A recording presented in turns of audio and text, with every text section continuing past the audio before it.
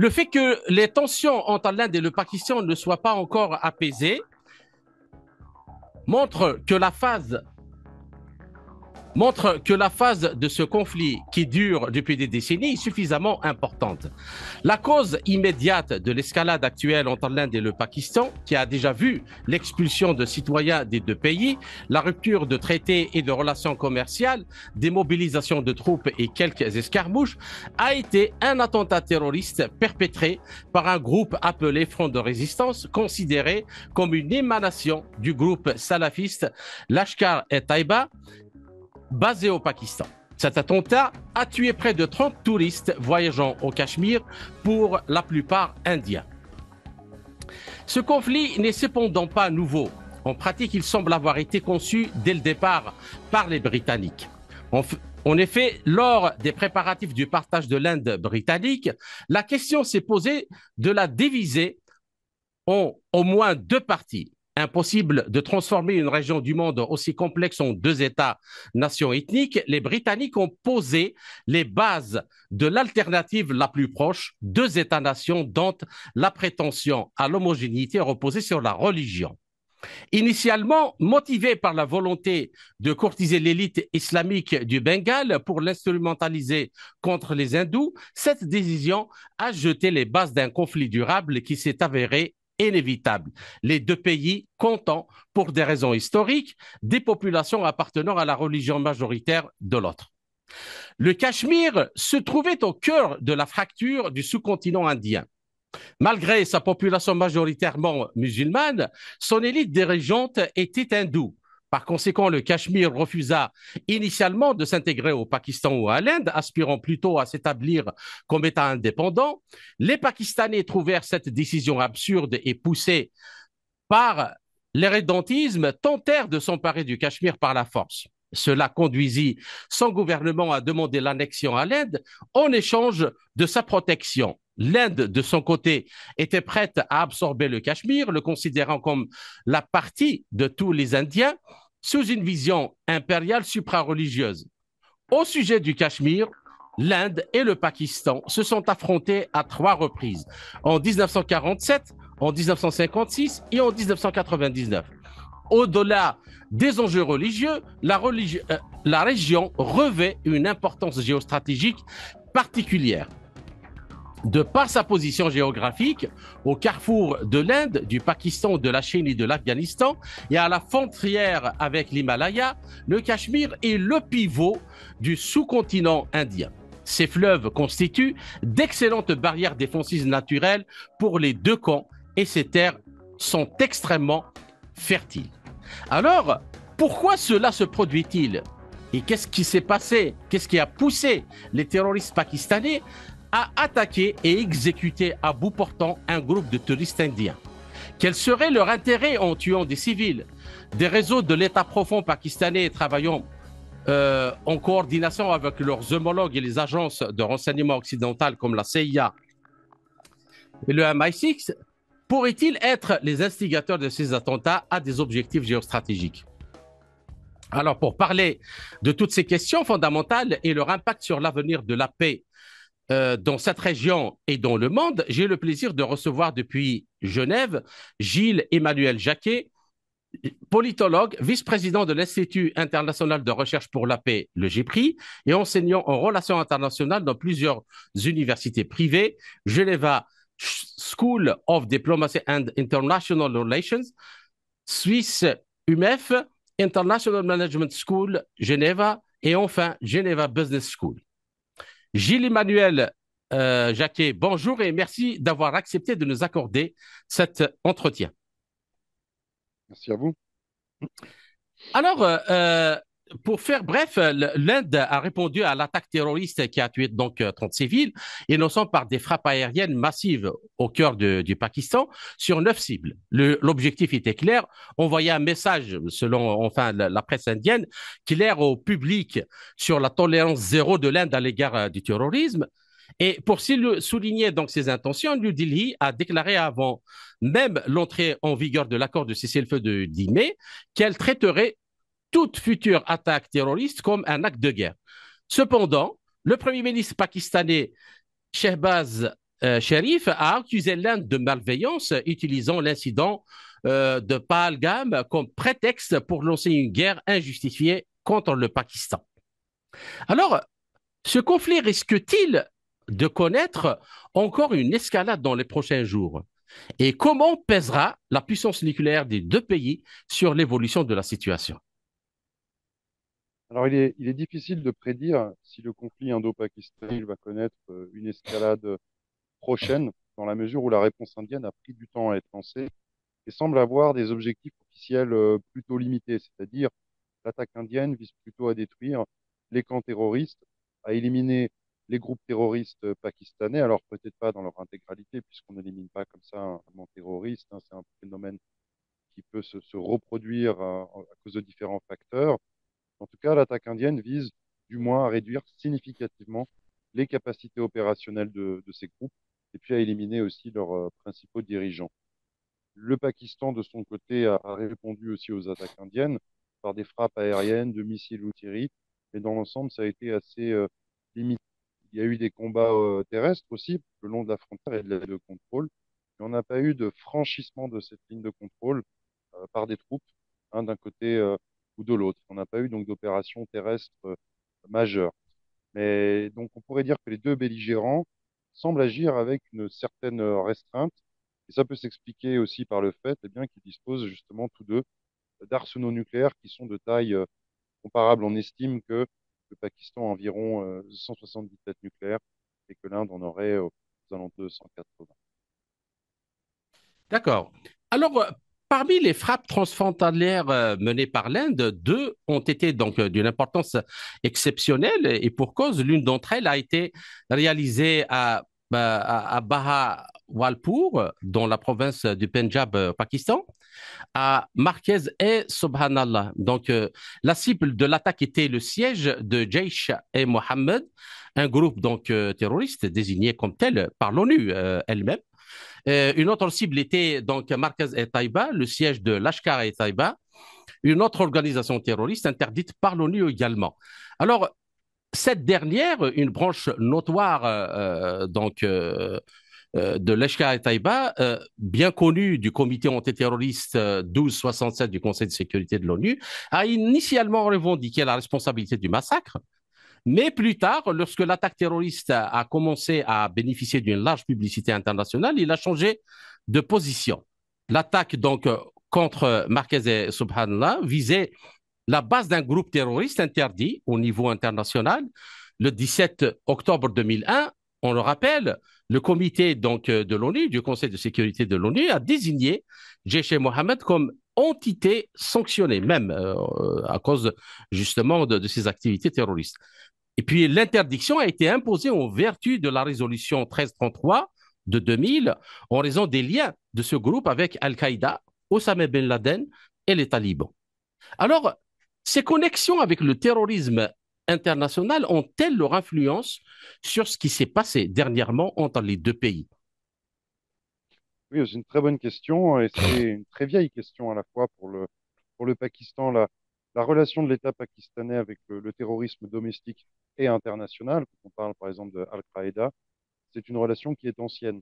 Tout comme l'utilisation par le Pakistan de groupes armés irréguliers, fondamentalistes au Cachemire, contre la présence de forces indiennes. Le problème est ancien parce que dès 1947, lors de la partition, le conflit au Cachemire, il va débuter avec l'incursion de groupes armés qu'on appelle des Lashkar, des combattants irréguliers ou tribaux, comme on les appelle en anglais. Et une grande partie était constituée justement de Pashtuns, originaires des zones qu'on appelle les zones tribales, qui bordent la Mhm, frontière avec l'Afghanistan. Et durant plusieurs décennies, les services de renseignement pakistanais, l'Inter-Service Intelligence, ici, ont utilisé ces groupes armés fondamentalistes contre l'Inde au Cachemire, et puis aussi en Afghanistan, où ils ont soutenu les groupes de Moudjahidines afghans les plus fondamentalistes notamment. Il y en avait différents. mhm, C'était dans le cas des Pakistanais les groupes les plus fondamentalistes comme Hekmatar ou d'autres, dans leur lutte contre l'armée rouge et contre le gouvernement de Kaboul. Et puis ensuite, durant la guerre civile afghane, le Pakistan a soutenu certains Moudjahidines ou ceux qui allaient devenir par la suite les talibans et qui vont prendre le pouvoir en 96. Et le Pakistan va continuer de les soutenir, notamment au moment de l'émirat islamique hein, de 96 à 2001. Et puis ensuite, le Pakistan aussi va être accusé d'apporter un soutien, en tout cas l'ISI, aux insurgés talibans de 2001 jusqu'à 2021, jusqu'à leur prise du pouvoir. Les talibans, ils ont entretenu des liens avec les groupes armés fondamentalistes des zones tribales pakistanaises et au Cachemire. Il y a une question. Et en particulier avec les deux principaux groupes, hein, les deux groupes les plus influents, le Lashkar et Toiba, l'armée des purs, et puis le Jaysh Mohammed, l'armée de Ahmed. Tous ces groupes ont également entretenu pour certains en des relations avec Al-Qaïda, et certains en entretiennent encore. Soutenus et en grande partie contrôlés par l'ISA, et aussi ces groupes fondamentalistes ont parfois échappé, un peu comme Frankenstein, on pourrait dire, au contrôle de l'ISA, et ils ont commis un très grand nombre de sécurité pakistanais.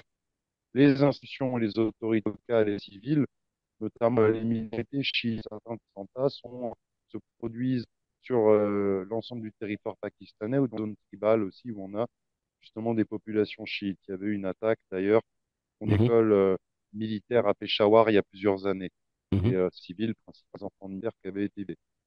Donc les comptations, elles sont extrêmement nombreuses aussi entre les forces de sécurité pakistanaises ou l'État pakistanais d'un côté, et puis les groupes fondamentalistes de l'autre. On se souvient, par exemple, en juillet 2007, les forces de sécurité pakistanaises avaient assiégé, puis donné l'assaut sur la mosquée l'Al Masjid d'Islamabad, un mosquée rouge, et retranché justement ces combattants fondamentalistes.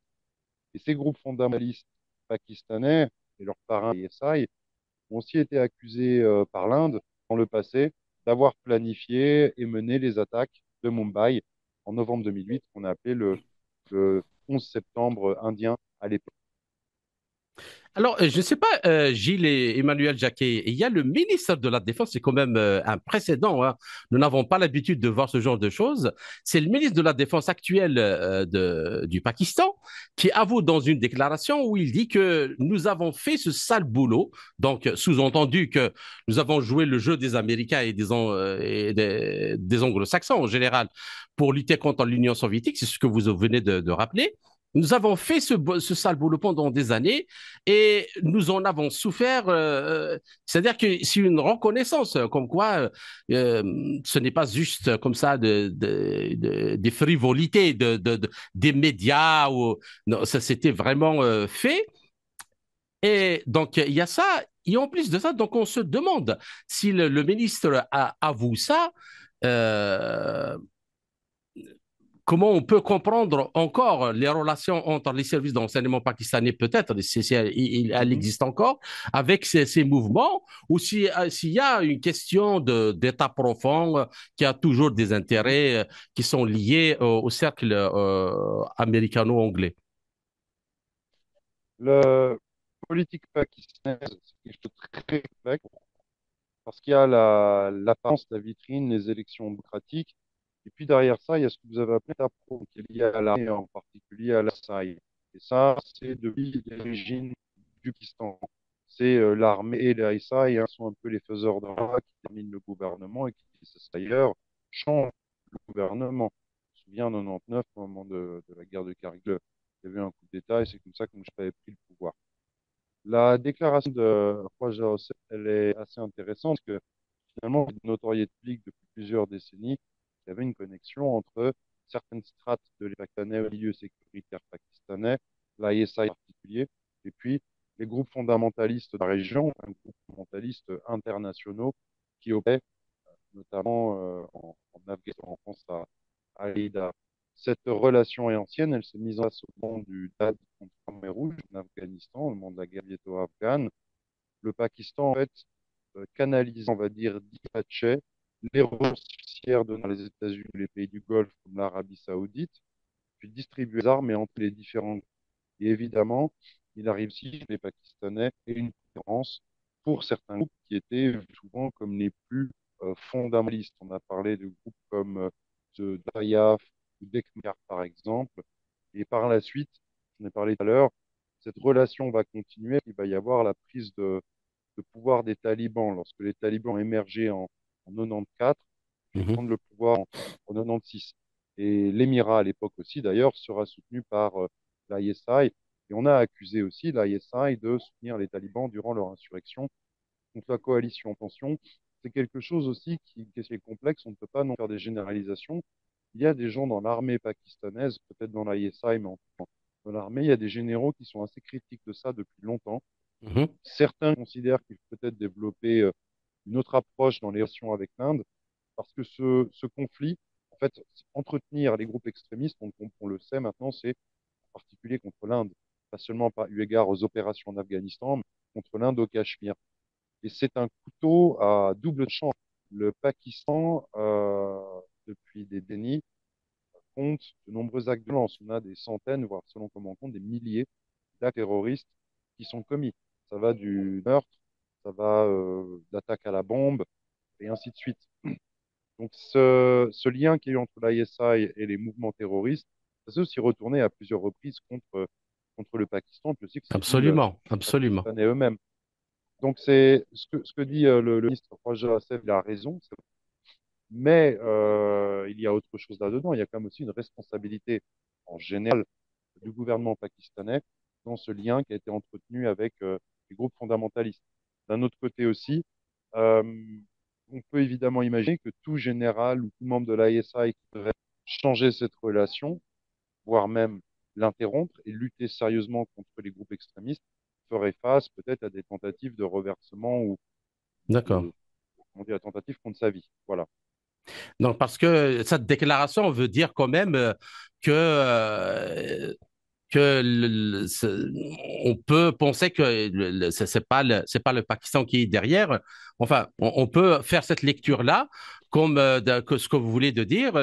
Ces groupes-là ont agi sous ordre de gens pas très clairs. En tout cas, c'est pas le gouvernement. Euh, Bien. Alors, sur le plan diplomatique, le président américain a revendiqué le mérite du cessez-le-feu entre l'Inde et le Pakistan. Alors, selon un rapport du New York Times, le secrétaire d'État Marco Rubio, qui est désormais donc également le conseiller à la sécurité de Trump, le vice-président J.D. Vance ont participé donc à l'apaisement des tensions sur le sous-continent après l'attaque donc de la base de Noor Khan qui a jeté une ombre nucléaire sur l'affrontement indo-pakistanais.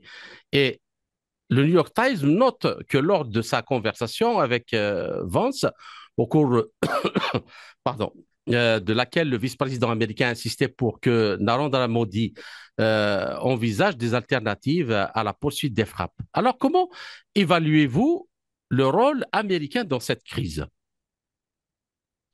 Pour les États-Unis ont une relation très ancienne avec le Pakistan, hein, ça date de l'époque de la guerre froide. L'idée, c'était d'avoir finalement un allié proche de la Chine communiste. Et puis aussi, par la suite, ça s'est avéré pratique dans le cadre du conflit. Et puis, il y avait aussi l'idée pour les États-Unis avec le Pakistan de garder un œil sur l'Inde, qui tout en étant non aligné, avait quand même des relations plutôt bonnes avec l'Union soviétique. Les États-Unis maintenant sont dans une situation assez particulière, puisque leur allié dans la région, leur allié historique, le Pakistan, a aussi depuis très longtemps, justement la guerre froide, développé en parallèle des relations avec la Chine. Pourquoi? À cause justement, encore une fois, du facteur indien. La Chine, comme le Pakistan, ont une relation difficile avec l'Inde. Et lors d'une des guerres, d'ailleurs, indo-pakistanaises, la Chine a pu récupérer une partie du Cachemire qu'on appelle l'Aksai Chin. Donc les États-Unis sont dans une situation où en même temps un de leurs alliés diversifie ses relations et ce n'est pas nécessairement une bonne nouvelle pour eux. Ils ont essayé au cours des dernières années aussi euh, je ne veux pas dire de se rapprocher de l'Inde, qui est déjà des relations qui étaient quand même relativement bonnes, mais de rapprocher l'Inde du Quad et d'essayer de faire, en tout cas c'était l'idée de Washington, de transformer le Quad en une forme autant asiatique. On a les États-Unis, je crois qu'on a l'Australie, on a le Japon et on a l'Inde. Mais l'Inde a depuis très longtemps compris que, eu égard à la taille de la population, de son territoire, de puissance économique militaire, l'Inde n'a pas d'intérêt à se dans une position de sujétion par rapport aux États-Unis. L'Inde a tout intérêt à jouer un jeu pendant et puis à balancer ses alliances en fonction de ses intérêts, ce que fait d'ailleurs ce que fait n'importe quel pays souverain. Maintenant, la question de la situation actuelle pour les États-Unis, c'est les États-Unis, on a vu aussi, aimeraient peut-être justement rappeler au Pakistan qu'il reste aussi un allié, un partenaire important. Le rappeler aussi à l'Inde. C'est pour ça qu'il y a eu cette peut-être pas tentative de médiation, c'est un grand mot, en tout cas le cessez-le-feu qui est conclu récemment grâce aux États-Unis. Maintenant, est-ce que les États-Unis pourraient réaffirmer l'influence dans la région par une médiation?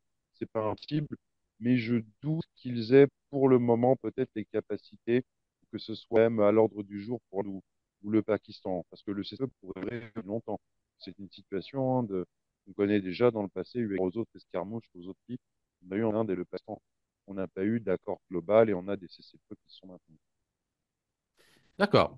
Alors, maintenant, j'aimerais qu'on passe un peu à la superstructure qui définit, géopolitique, qui définit les relations dans cette région-là et même dans le monde.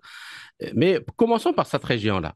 Alors, pour le Pakistan, le Cachemire revêt une importance encore plus grande aujourd'hui en raison du corridor économique Chine-Pakistan, le CPEC, qui relie le Xinjiang au port pakistanais de Gwadar. Et cependant, le projet donc traverse une partie du Cachemire administrée par le Pakistan, ce qui signifie qu'une conflagration généralisée dans la région pourrait l'enterrer et potentiellement rompre les liens du Pakistan avec la Chine.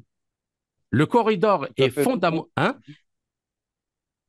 vous avez Donc, raison, oui. le corridor est fondamentalement nécessaire pour réduire la dépendance du Pakistan envers les États-Unis et l'Arabie saoudite, et de la Chine aussi, envers le détroit de Malacca. C'est-à-dire, si la Chine arrive à ouvrir ce corridor et avoir ce port, il y a un autre port qui est à côté. Donc, et qui va, comment dirais-je, un peu alléger la pression sur la ligne qui passe par le détroit de Malacca.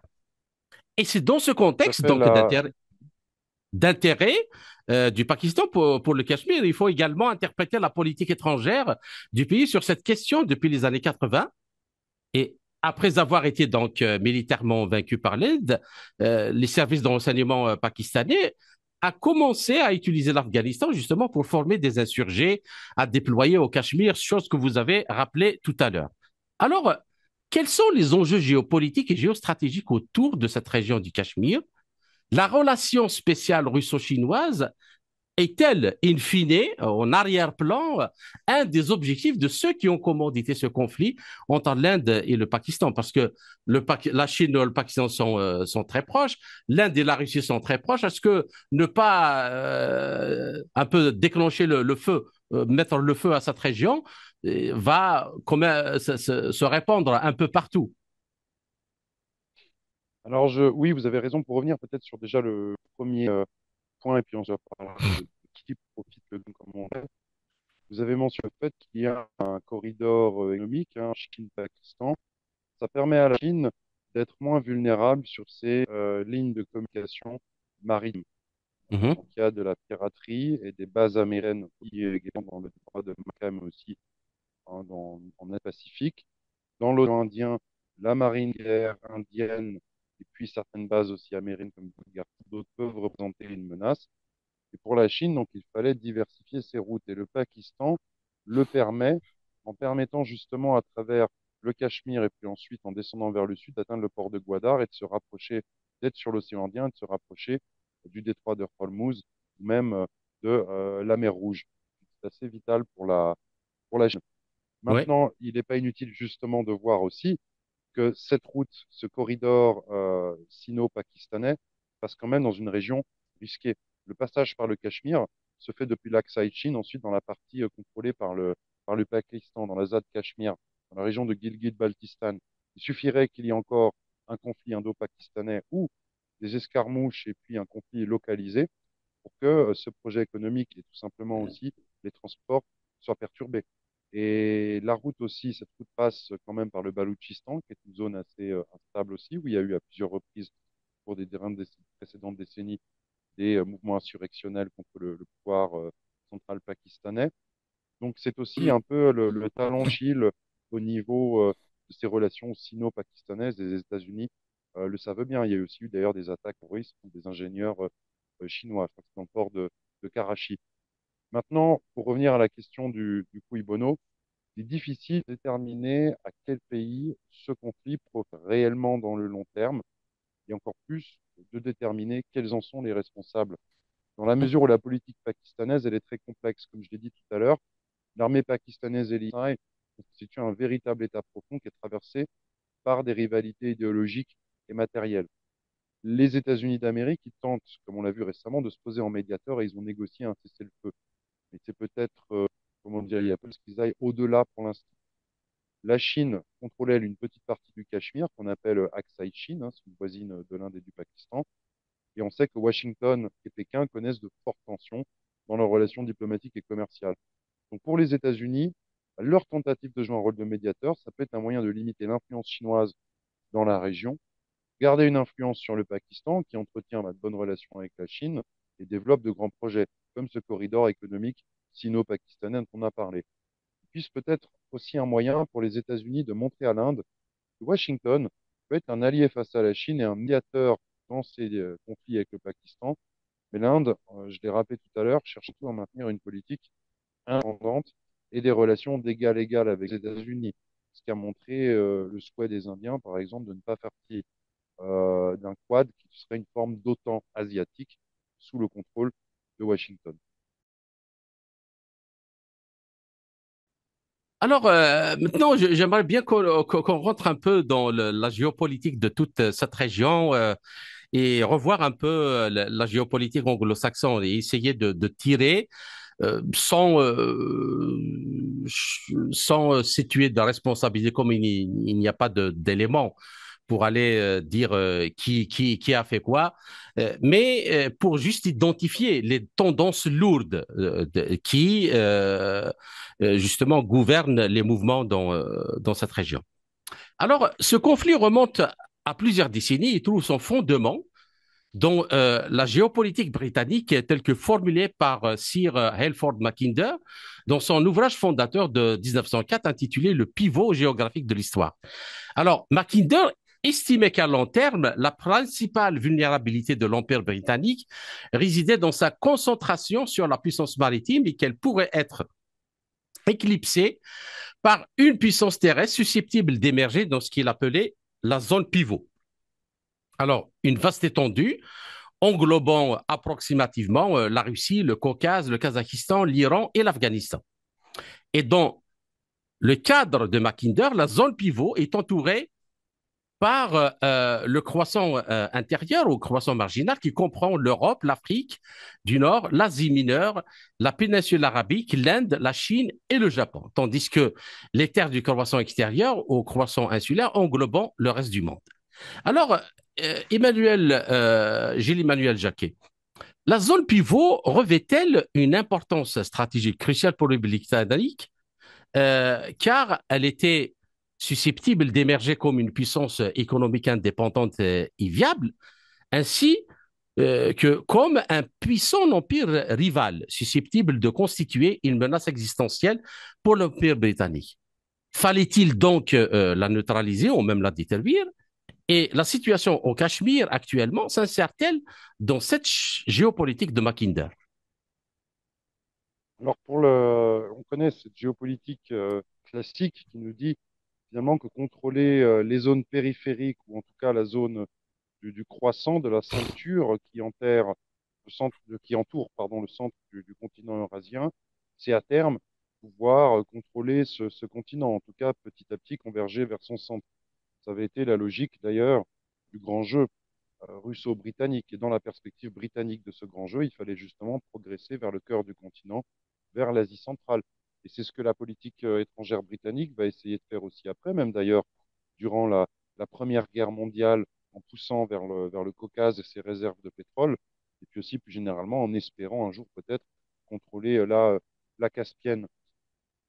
Si on revient à une époque peut-être plus, entre guillemets, je vais dire récente, mais on revient au moment de la partition de l'Inde, les Anglais, on le sait, ont joué un rôle dans les conflits interconfessionnels qui ont éclaté, puisque durant les années 20 et les années 30, les autorités britanniques avaient poussé à la division au sein du mouvement national indien et avaient favorisé l'émergence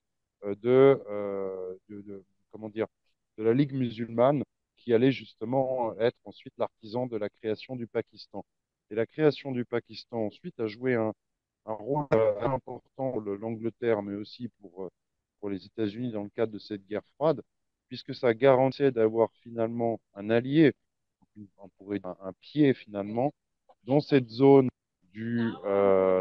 comment dire, de la périphérie ou en tout cas de la ceinture qui est autour du Heartland et qui permettait donc aux États-Unis ou à l'Angleterre, dans cet extérieur, de tenir un pied sur le continent et puis de pouvoir essayer justement de limiter aussi la montée en puissance de grandes puissances continentales, terriennes, que peuvent être notamment la République populaire de Chine ou bien l'Inde ou aussi l'Union soviétique à une époque et la Fédération de Russie plus, euh, plus récemment. Donc les conflits dans cette région et la crise du Cachemire permet aussi justement à ces puissances extérieures, les États-Unis, à pouvoir justement essayer de limiter l'ascension d'une puissance et de gagner cette influence qu'ils ont sur le continent. Puisque s'ils perdent d'ailleurs le compte de pays de cette ceinture, et à terme, ça sera bien plus difficile pour eux d'avoir une influence sur le continent eurasien. D'accord. Alors, aujourd'hui, donc, la puissance pivot, on peut dire que redouter Mackinder est bel et bien une réalité. Et elle noue donc des alliances qui menacent véritablement la primauté de l'empire occidental, anglo-saxon essentiellement, sans parler de son hégémonie en Eurasie. Et donc, c'est pourquoi les multiples têtes de pont de Mackinder sont désormais un moyen efficace de faire dérailler toute évolution alternative du système de gouvernance mondiale. Alors, de ce point de vue, les tensions actuelles entre l'Inde et le Pakistan peuvent sembler sans rapport avec d'autres crises mondiales, mais elles s'inscrivent dans le même conflit entre deux systèmes de gouvernance, non pas entre démocratie et autocratie, mais comme annoncé, mais entre l'Empire occidental et la quasi-totalité du reste du monde. Et en effet, l'Union soviétique a été déstabilisée par son implication dans une guerre en Afghanistan dans les années 80. Dans les années 90 et au début des années 2000, la Russie a été contrainte de combattre les insurrections islamistes en Tchétchénie et au Daghestan.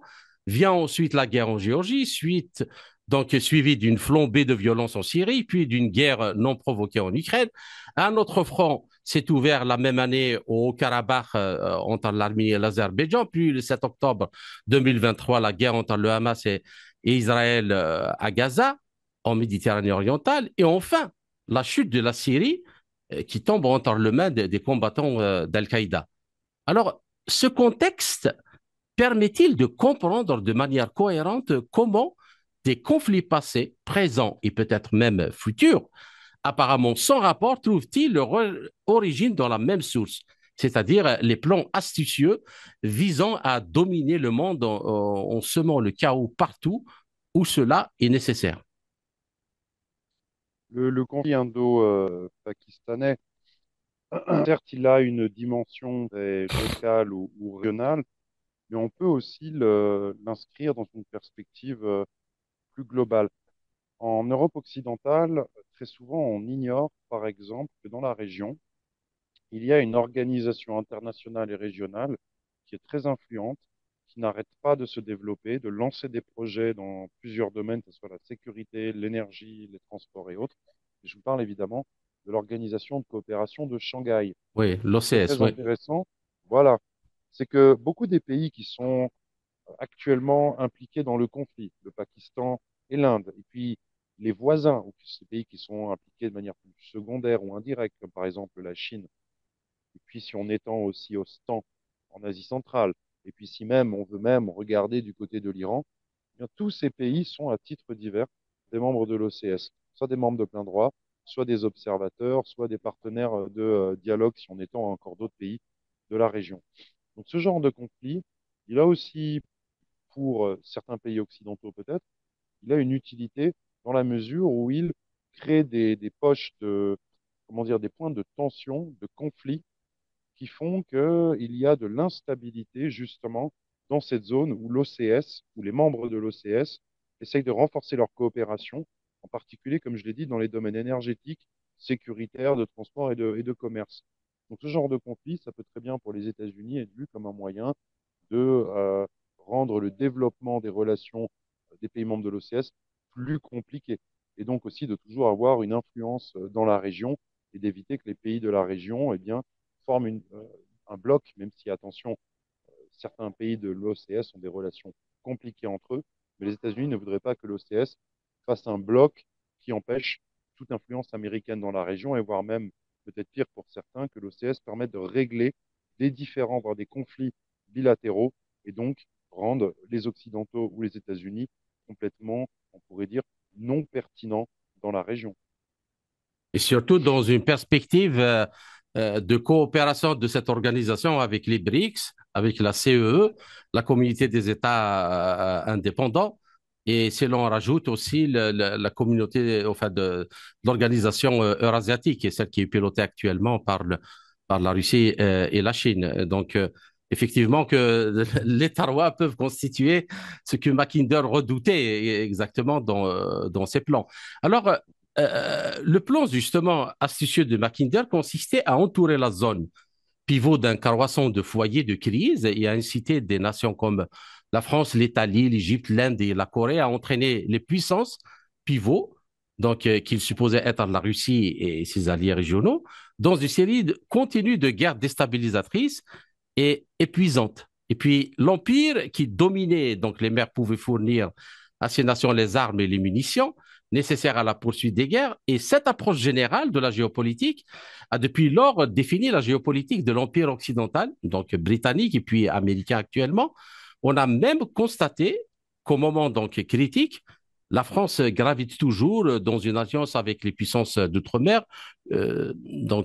Curieux d'ailleurs, parce que normalement, elle-même, elle est une puissance indo-pacifique.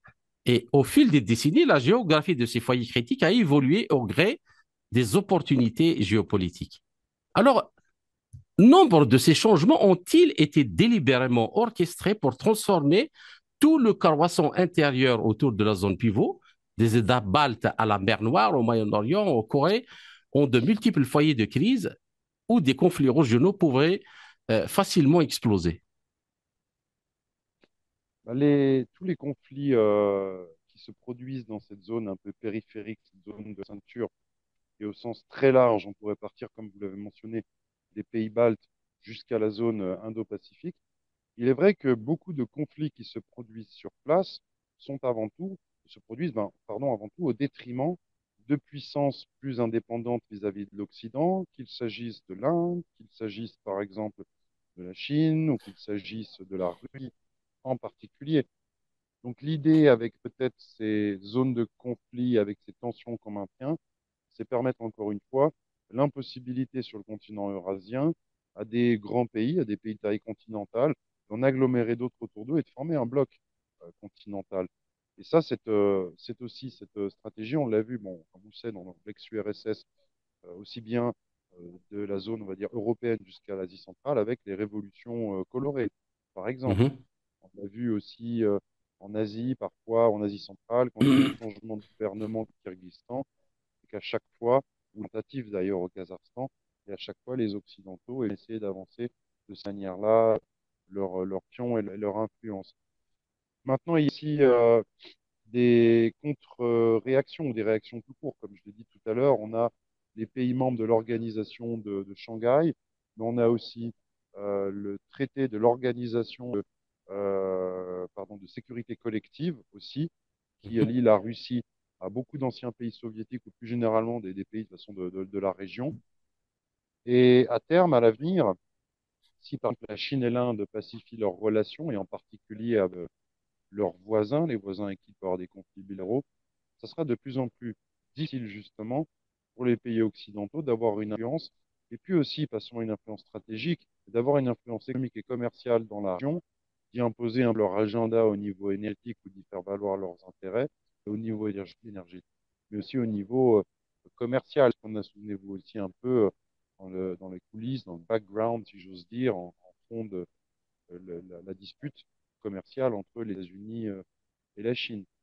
Donc on a peut-être aussi effectivement ce qu'on a pu observer ces 20-30 dernières années, c'est une grande reconfiguration à travers ces conflits, où les pays du continent, les pays eurasiens, essayent de limiter, de pousser cette influence et de, je ne vais pas dire se coaliser ou de former un bloc homogène, mais de régler certains problèmes mhm. pour avoir une stabilité au cœur du continent eurasien. Parce que de toute façon, on peut bien le constater, ce sont des conflits qui servent, s'il y a des pays qui ne le servent pas, c'est justement les pays de la région comme celui du Cachemire, comment peut-on imaginer qu'il peut servir soit l'Inde, soit le Pakistan, notamment que vous l'avez noté depuis le début, que ce sont des puissances nucléaires et que si jamais un conflit dégénère, il est clair que on est dans la doctrine de la destruction mutuelle assurée. Euh, Aucun ne peut imaginer que ça pourrait vraiment servir les intérêts de ces pays. Alors, pour une dernière question, donc l'état profond, donc les incendiaires de l'état profond, donc on peut dire qu'ils ne se reposent pas sur leur laurier, donc ils préparaient le terrain pour une nouvelle série de conflits non provoqués entre les États baltes et la Finlande contre la Russie, une autre guerre non provoquée entre la Russie et la Moldavie, un mouvement séparatiste au Baloutchistan pour diviser le Pakistan, la déstabilisation de la Birmanie par des groupes terroristes bangladais et bien d'autres. Et plus à l'est, ils orchestrent une invasion non provoquée aussi de la Chine contre Taïwan et font tout leur possible pour relancer une guerre entre les deux Corées. Et là, on voit certains indices donc que les agences de renseignement occidentales comme la CIA, le MI6 et le Mossad israélien, ainsi que les forces spéciales britanniques et américaines sont impliquées, selon plusieurs analystes et observateurs, jusqu'au bout dans chacun de ces conflits en tant qu'instigateurs et incendiaires, justement. Alors, à ce niveau d'analyse, Gilles-Emmanuel Jacquet, les événements actuels au Cachemire s'inscrivent-ils dans le même conflit que ceux qui touchent l'Ukraine, la Syrie, le Yémen et d'autres pays, c'est-à-dire un affrontement entre deux systèmes de gouvernance du monde? Il est difficile, encore une fois, de se demander, de voir en fait qui profite dans le long terme des incidents qu'on a vus au Cachemire. Dans le cas de l'Inde, ben, l'Inde n'a qu'une position, c'est de maintenir ses revendications sur la partie du Cachemire qu'elle contrôle, et puis évidemment, ensuite, de s'opposer aux incursions de la part de groupes armés qui viendraient du Pakistan. L'Inde aussi, d'ailleurs, il n'est pas inutile, n'a toujours pas organisé le référendum qui aurait dû se tenir au Cachemire. Donc le problème du conflit au Cachemire aussi, il est un peu, je ne vais pas dire auto-entretenu, mais il a des facteurs aussi très domestiques. Ce qui fait que pour n'importe quelle puissance extérieure aussi, quand on a ce genre d'instabilité, de mécontentement au sein du Cachemire, c'est pas très compliqué de l'utiliser. Maintenant, pour les pays occidentaux, est-ce que c'est dans leur intérêt d'utiliser ce conflit dans le long terme? C'est quand même dangereux parce qu'on parle de puissance nucléaire et on parle aussi de pays qui représentent, bon, pour l'Inde, si on prend le Pakistan et ses connexions avec la Chine, c'est quand même une zone qui joue un rôle important dans le commerce international. Donc, c'est un peu la question qu'on peut se poser du cui bono à qui ça profite. Ce n'est pas clair. Par contre, il est sûr, comme j'ai dit tout à l'heure aussi, que ce genre de conflit, que ce qui peut affaiblir la Chine ou ce qui peut affaiblir, par exemple, l'Inde, même d'un certain point de vue le Pakistan, lorsqu'il n'y a pas un gouvernement jugé amical, ça peut toujours être exploitable d'un point de vue opportuniste par les pays occidentaux. Mais maintenant, à savoir quel est un peu sont les autres intérêts, c'est assez difficile de se prononcer là-dessus. D'accord. Alors, tout à l'heure, vous avez évoqué le fait que justement cette région du Cachemire est partagée en réalité entre trois pays. Il y a l'Inde, le Pakistan et la Chine. Et il se trouve donc dans une région qui est extrêmement sensible. Comment voyez-vous, si jamais, à Dieu ne plaise, hein, on ne sommes pas en train de faire du cinéma apocalyptique, que si ça dégénère là, concernant le projet de la nouvelle route de la soie chinoise, qui veut donc étendre jusqu'à l'Europe en passant par l'Asie centrale, et par cette région-là aussi, notamment pour atteindre l'Afrique, est-ce que au-delà donc du corridor Pakistan-Chine, est-ce que ce n'est pas toute la vision de la route de la soie qui serait peut-être touchée? Alors oui, c'est une très bonne question. Quand on regarde la route de la soie, qu'elle soit on parle comment dire, de la partie terrestre ou maritime, il y a des zones de tension, il y a des risques pour la République populaire de Chine. Sur les mers, vous l'avez mentionné, il y a Malacca. Puis plus généralement dans l'océan Indien, vous avez donc des bases militaires indiennes, des bases militaires Ouais. américaines, vous avez des pirates aussi sur la corne de l'Afrique. C'est déjà un risque. Les États-Unis savent qu'ils pourraient asphyxier économiquement la Chine. Et la Chine en est consciente, c'est pour ça qu'elle a développé depuis très longtemps, hein, plus d'une décennie, des droits de mouillage dans le port de Dar au Pakistan, dans le port de Chabahar en Iran et ailleurs. Et c'est pour Mhm. ça aussi que la Chine, elle a développé notamment ses routes, comment dirais-je, notamment ce qu'elle a sur la région qu'elle considère étant son arrière stratégique septentrional du nord, c'est-à-dire la Russie. Et puis aussi d'une autre manière un peu la Mongolie. C'est là où la nouvelle route de la soie se développe. C'est là où on a développé des voies rapides, des routes, hein, genre de routes, des chemins de fer aussi à haute vitesse. Maintenant, là où il y a des faiblesses. Alors la faiblesse vient de la Mongolie, qui est plutôt en allié de la Russie et qui entretient des bonnes relations avec la Russie et la Chine. Le problème viendrait plutôt d'Asie centrale. Et avant même de parler d'Asie centrale, vous l'avez mentionné tout à l'heure aussi, c'est la question du Xinjiang. Vous savez qu'il y a un mouvement séparatiste en ouïghour qui voudrait Oui, oui, oui. ressusciter l'ancien Turkestan oriental. Le Xinjiang, il y a quoi? Il y a énormément de ressources minérales, notamment pour la Chine. Il y a un peu de gaz, il y a un peu de pétrole. Et c'est surtout l'interface. Pour la Chine, le Xinjiang, c'est l'interface, c'est-à-dire le pont qui la connecte à l'Asie centrale ex-soviétique. Donc toute instabilité au Xinjiang, évidemment, il a un impact négatif sur les projets commerciaux et logistiques chinois dans la région. Le Tibet est un peu moins pertinent là-dedans parce qu'il ne joue pas ce rôle d'interface. Mais là, c'est le Xinjiang réellement. Et puis aussi, on l'a mentionné tout à l'heure, vous avez le corridor avec le Pakistan qui passe par Gilgit-Baltistan dans la partie pakistanaise du Cachemire, depuis la partie chinoise hein, de l'Aksai Chin, et qui descend ensuite jusqu'au port de Gwadar, en passant par la plupart du territoire pakistanais, le Balochistan et d'autres zones aussi, où il peut y avoir des attaques terroristes, notamment hein, de groupes armés qui pourraient provenir des zones dites tribales. Donc le projet aussi commercial chinois, il repose, comment dire, en partie quand même aussi sur certains éléments problématiques, dangereux, Mhm. instables. C'est-à-dire là où passe les régions, où passe la Chine, sont des régions qui ne sont pas complètement stables, où il peut y avoir du séparatisme et du terrorisme.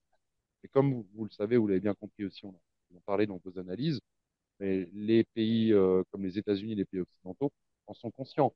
Et s'ils peuvent peut-être en tirer profit, voire même jeter de l'huile sur le feu, c'est pas impossible que certains le font. Souvenez-vous, c'était un peu aussi ce qui s'était passé lors de ces protestations un peu étranges au Kazakhstan il y a quelques années, où Absolument. les protestataires avaient certes pour certains d'ailleurs des demandes légitimes, puisque tout n'était pas rose économiquement et peut-être politiquement au Absolument. C'est Kazakhstan. toujours le même schéma. Les gens, il y a Voilà. des revendications légitimes et tout à fait légitimes, mais qui sont après récupérées, infiltrées et dirigées. Tout à fait. Et la perte du Kazakhstan pour la Russie, mais comme pour la Chine, aurait été dramatique au niveau politique, stratégique, au niveau énergétique. Le Kazakhstan a de l'énergie, mais c'est surtout un hub. C'est un grand hub, un grand carrefour pour les projets chinois et russes dans la région. Mhm. Le Kazakhstan, c'est un peu aussi le pays qui joue un rôle un peu émulateur dans la région pour la plupart des projets d'énergie et de transport avec la Russie et la Chine. Donc, s'il y avait eu, imaginons, un renversement du gouvernement du président Tokayev avec un gouvernement occidental, ça aurait fortement, comment dire, nui aux projets chinois ou russes dans la région. D'accord. Alors, une dernière question, Gilles et Emmanuel Jacquet, c'est très intéressant tout ce que vous avez développé. Alors, quand on regarde un peu la politique anglo-saxonne, c'est-à-dire quand ils attaquent un pays en général, ils l'attaquent pas uniquement pour un but déterminé, mais ils le transforment aussi comme une base arrière à des mouvements terroristes, qu'ils soient islamistes ou autres. Nous avons vu ça en Irak, en Syrie, en Libye. Euh, Est-ce que ce scénario-là ne pourrait pas se répéter au Cachemire pour peut-être attaquer pour déstabiliser la Chine et pourquoi pas l'Inde aussi, mais aussi l'Iran. On ne sait jamais s'il y a quelque chose qui dérape entre ce pays et les États-Unis, le fait qu'il y ait, par exemple, à Dieu ne plaise aussi, que si les États-Unis mettent à exécution leur menace de bombarder le pays, ce pays-là aussi risque de devenir une base arrière pour le terrorisme envers l'Asie centrale, ce qui veut dire envers la Russie, pour être très clair. Alors, comment voyez-vous la chose? Et est-ce que l'organisation des BRICS et l'OCS peuvent justement être un contrepoids à cette possible euh, stratégie, vu que les Occidentaux perdent un peu la pédale, on dit, ils sont un peu énervés parce que leur système est en train de chuter. Il y a évidemment un risque avec avec l'Iran. S'il y a une intervention occidentale contre l'Iran, ce qui ne serait pas à souhaiter, ça aurait des répercussions désastreuses sur la région, sur l'Afghanistan, sur les stands, c'est-à-dire sur les anciennes républiques d'Asie centrale, sur le Pakistan, l'Inde, et puis aussi ailleurs, on pourrait imaginer sur le Moyen-Orient, avec l'Irak notamment. Mhm, Le, L'organisation de coopération de Shanghai, elle joue justement ce rôle de stabilisation, de protection, puisqu'elle touche notamment les questions de sécurité. Comme je dis à un moment, dans l'organisation de coopération de Shanghai, c'est pas un monolithe où tout le monde va dire pro-chinois ou pro-russe, par exemple, ou anti-américain.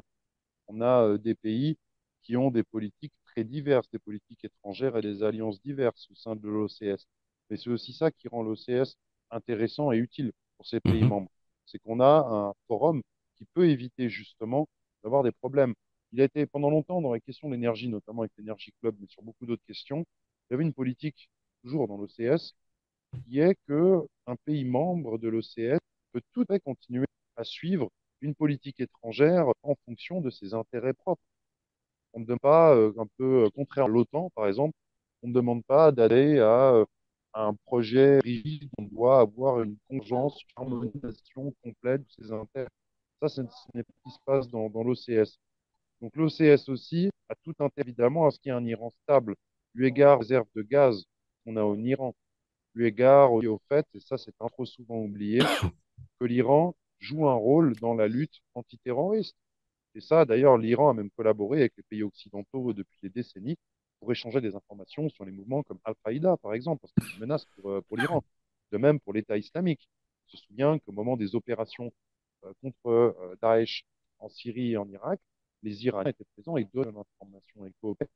De même, à une certaine époque, contre les talibans, parce que les talibans avaient tué des diplomates iraniens. Maintenant, la relation a un peu changé. Les Iraniens, très pragmatiques, arrivent à échanger avec les talibans à 100 ans. Il n'y a pas une reconnaissance pleine, mais il y a des relations plutôt constructives. Donc, l'OCS joue plutôt un rôle de protection et de stabilisation. Et évidemment, pour tout pays occidental, si l'Iran est déstabilisé, ça aurait comment dire, des effets intéressants. Au pays occidental, ça déstabiliserait la région.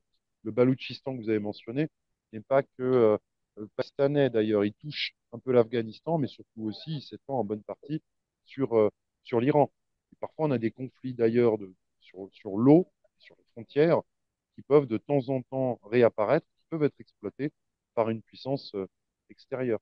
Mais de manière générale, encore une fois, l'OCS joue un rôle, pas dire de modération, mais de protection, de stabilisation, et arrive à amener des pays qui ont des politiques étrangères différentes à s'entendre, à essayer de se concilier. Donc c'est un obstacle, on pourrait dire, pour certains projets occidentaux. Donc, bon, d'ailleurs, là, vous évoquez une idée assez intéressante parce que pour vous, c'est justement ces politiques extérieures de ces pays qui forment l'OCS et même les BRICS d'ailleurs, qui cherchent des équilibres entre les pays eurasiatiques et les pays occidentaux, il doit être normalement, selon vous, exploité comme un point positif. Pour justement faire en sorte qu'il y ait des politiques d'apaisement dans la région. Oui, l'OCS arrive quand même à avoir, par exemple, le Pakistan et l'Inde, et puis aussi à avoir en son sein des stands qui n'ont pas tous d'ailleurs toujours des relations faciles eu égard à des conflits frontaliers qu'ils peuvent avoir Kyrgyzstan, Tadjikistan, Ouzbékistan et puis certains de ses voisins, comme quoi je crois peut-être encore le Tadjikistan d'ailleurs.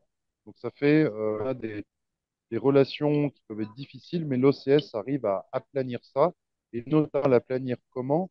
Eh bien, en mettant en avant les menaces, les objectifs communs sur lesquels les pays de la région doivent travailler pour être en paix, pour être plus prospères. C'est le commerce.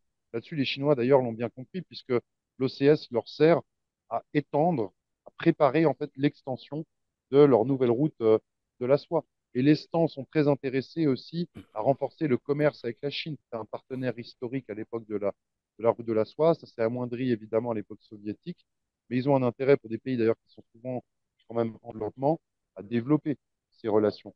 Donc l'OCS, encore une fois, ça permet d'avancer sur des dossiers sécuritaires, commerciaux, et même si les pays ont des agendas en politique étrangère différents, l'OCS arrive généralement à essayer de mettre en avant un dénominateur commun.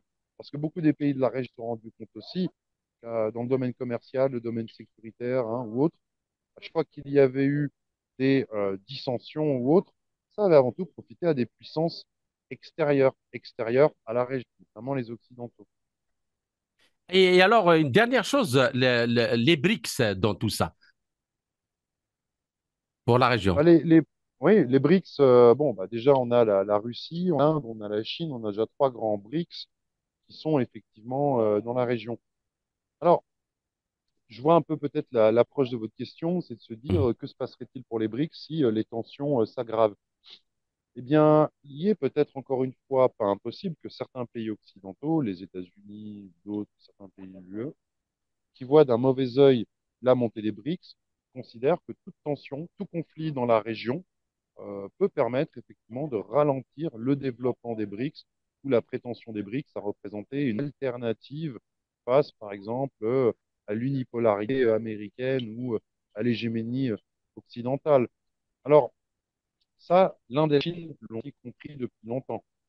On sait qu'il y a dans la région du Ladakh, du Sikkim, dans l'Himalaya, il y a des tensions et il y a eu des affrontements qui ont fait quelques morts il y a quelques années. On avait Mhm. même eu au moment d'une des guerres pakistanaises un vrai conflit sino-indien. Mais l'Inde et la Chine en sont tout à fait conscients. Ce sont deux puissances nucléaires avec plus d'1 milliard d'habitants chacune. Chacune vient défendre ses intérêts, mais pas au risque d'avoir une guerre nucléaire ou en tout cas d'avoir un conflit qui, comment dire, qui se fasse aux dépens de tout le développement économique que l'Inde et la Chine ont connu au cours des 20 à 30 dernières années. Un conflit majeur entre l'Inde et la Chine ne leur profiterait pas et profiterait évidemment à une puissance extérieure. Alors certains pourraient dire, tiens, pourquoi pas la Russie qui joue un rôle de médiation. Mais la Russie serait au niveau commercial et économique très impactée. Par contre, pour des pays occidentaux, il pourrait y avoir un intérêt justement à attiser ces tensions sino-indiennes. Mais encore une fois, les Indiens et les Chinois l'ont compris puisqu'ils parlent, et ils parlent notamment sur la question de la frontière dans l'Himalaya, notamment.